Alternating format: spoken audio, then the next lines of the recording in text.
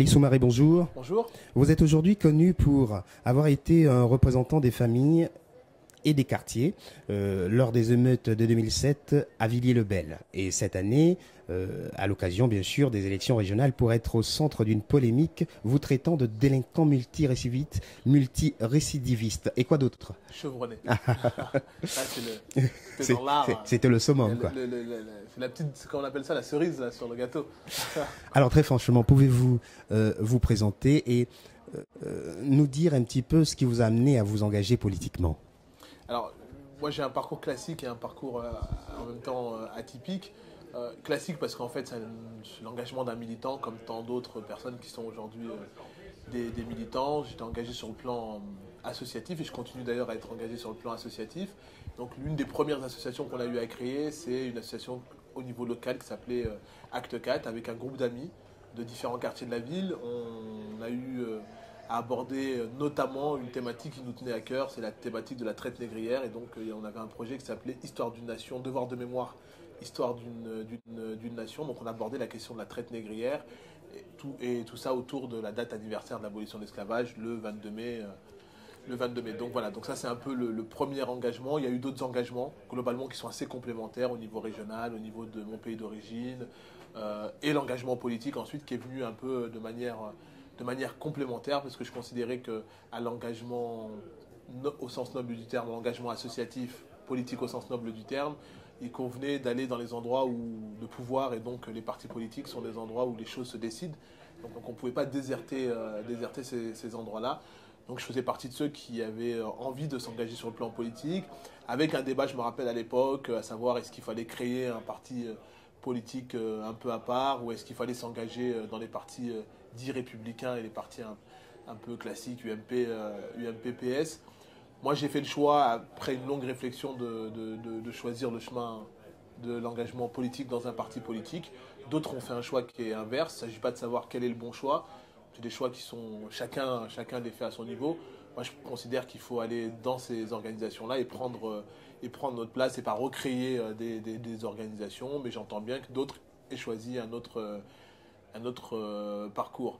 Un peu atypique parce qu'au final, c'est vrai, vous le disiez dans l'introduction, moi j'étais porte-parole des familles, je garde et je continue, j'espère pouvoir continuer à garder cet ancrage local, cet engagement au niveau local.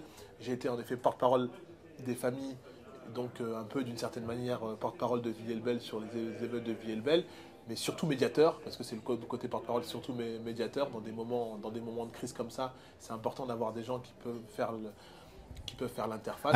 Apaiser les situations. Apaiser les situations. Donc j'ai essayé, moi, à mon modeste niveau, de pouvoir apporter ma pierre à l'édifice. Et donc j'ai aussi parlé au nom des familles qui souhaitaient avoir une parole structurée et pas du tout dénigrée sur un certain nombre de questions. Et ça, c'est beaucoup lié à mon engagement à Villiers-le-Bel, puisque moi, je suis un animateur socioculturel de formation. Et donc, peut-être différemment, mais j'ai toujours un ancrage au niveau de Villiers-le-Bel sur les questions relatives au quartier, relatives au désenclavement des quartiers, sur la question des transports, sur la question de l'éducation, sur la question de l'accompagnement scolaire, voilà, sur la question des sans-papiers aussi, puisque c'est des questions qui sont aussi importantes. D'accord. Alors justement, par rapport au climat politique, qu'en pensez-vous? C'est-à-dire que cette année 2010, par exemple, est riche sur l'identité et cette année 2010 est riche en débat sur l'identité nationale, par exemple. L'actualité se poursuit tout au long de l'année, posant la question de la place des immigrés dans la société française. Alors, dans ce contexte, j'ai presque envie de vous poser la question, de nous dire les raisons pour lesquelles vous avez participé à la marche du 4 septembre appelant à combattre la xénophobie. J'y ai participé parce que je pense que c'est un devoir, hein. C'est un devoir pour moi, notamment dans le climat politique dont on parle aujourd'hui, qui est assez terrible, mais ça fait un moment là qu'il y a des choses qui vont pas. On a comme stratégie, et c'est clair, de stigmatiser ceux qui sont différents, les étrangers, parce que bien généralement, plutôt que de parler des questions essentielles, on préfère stigmatiser. Et donc il y a une espèce de climat assez dangereux qui consiste à remonter les Français les uns contre les autres, à remonter les Français contre ceux qui seraient d'origine étrangère, à remonter les Français contre les immigrés. Et donc ce climat-là, on doit pouvoir le dénoncer quand on est des militants. Et moi, je suis un militant. C'est des questions qui sont pour moi des questions importantes. D'ailleurs, pendant cette campagne, on a bien vu que si je me faisais attaquer, c'est pas seulement parce que on appelle ça, parce que j'étais de l'autre camp politique, c'est aussi parce que derrière, il y a un climat un peu de stigmatisation des gens de la banlieue, de stigmatisation des gens qui sont un peu différents, parce que moi j'ai des anecdotes terribles pendant cette campagne-là. Je la récite souvent, mais parce que c'est la plus révélatrice. Mais une jeune fille qui me dit j'ai 5 handicaps, je suis obèse, je suis d'origine maghrébine, j'habite en banlieue, je suis une femme, je ne me rappelle plus d'ailleurs du cinquième, mais tout ça pour dire que en 2010 encore, si déjà on considère que le fait d'habiter la banlieue, le fait d'être d'origine étrangère, le fait d'être une femme, eh ben, ça fait qu'on a des handicaps, eh ben, on ne peut pas, quand on est militant, laisser passer des choses comme ça. Et donc voilà, ça me semblait important d'être là, d'autant que même si souvent dans ce débat-là, sur la manifestation, on a voulu dire c'est la manifestation des Roms, c'était pas la manifestation de soutien pour les Roms, c'est la manifestation contre la xénophobie, contre le racisme et contre la stigmatisation de manière générale. D'accord. Et justement, par rapport à ce climat qui est presque délétère, il faut le dire, comment le vivez-vous dans le parti auquel vous êtes attaché aujourd'hui? Je commencerai par dire sans aucune posture que le Parti socialiste est quand même 95% de militants. Militants comme vous et moi, pour lesquels sont complètement à l'image de la société, et un pourcentage de gens qu'on voit régulièrement à la télé, qui ne sont pas forcément l'image du Parti socialiste. Alors, c'est pas évident, parce que c'est vrai que émerger sur la scène politique comme ça, un peu comme moi, ça pose un certain nombre d'interrogations.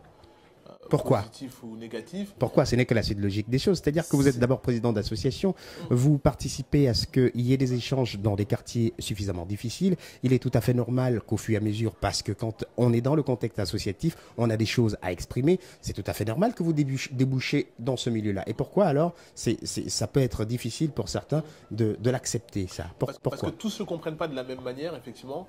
Il y a... Et je leur rends hommage aux Parti socialiste qui ont pris les responsabilités de soutenir ma candidature, parce qu'ils considéraient que derrière, il y avait un caractère symbolique, un caractère fort, un message adressé aux Français qu'il fallait faire et une remise en cause qu'il fallait faire. Vous voulez faire allusion à Dominique Strauss-Kahn? Non, pas Dominique Strauss-Kahn, à plus petite échelle des personnes qui ont contribué, et d'autres au Parti socialiste qui considèrent, qui ne comprennent pas, qui ont le sentiment qu'en fait finalement je me définirais ou je considérerais moi ou comme d'autres que parce qu'on serait issu de l'immigration et des quartiers, on devrait être en responsabilité, alors que c'est pas ça, c'est pas l'alpha et l'oméga de nos discours politiques. On a des choses à dire, on m'a pas choisi, on m'a pas désigné, on m'a pas élu parce que j'étais de banlieue, parce que j'étais de Villers-le-Bel et parce que j'étais noir, mais parce que j'avais des choses à dire, parce que j'ai apporté des choses dans cette campagne, parce que j'ai apporté des choses sur le plan politique, parce que j'ai des idées. Donc c'est ça quand on appelle ça qu'on m'a choisi. Et c'est vrai que des fois on est un peu caricaturé dans notre démarche, y compris au sein de ma famille politique.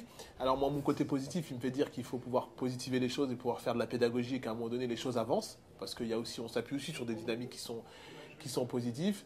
Et puis il y a aussi des gens qui de toute façon ne changeront pas, qui auront toujours un peu cette grille de lecture qui consiste à considérer que parce qu'on parle de communauté, on parle de communautarisme, alors que pour moi il y a deux choses différentes. Il y a les communautés, il y a le communautarisme. Justement, quelle est pour vous la définition des deux?